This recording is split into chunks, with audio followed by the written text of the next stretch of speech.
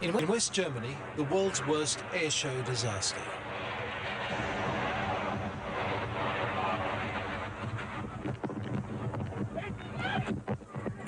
"300,000 people watched an Italian acrobatic team perform a stunt that went horribly wrong.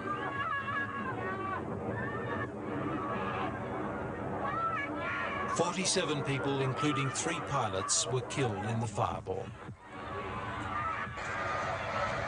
At another airshow, a French Airbus dropped from the sky carrying more than 100 passengers.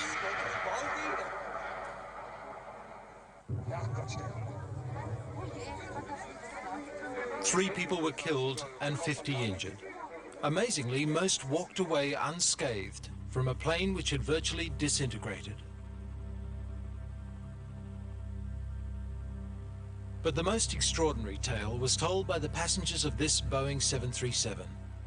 The plane literally lost its roof when it hit turbulence at 20,000 feet. An air steward was sucked to his death, but the rest of the passengers managed to stay strapped in until the pilot brought it down.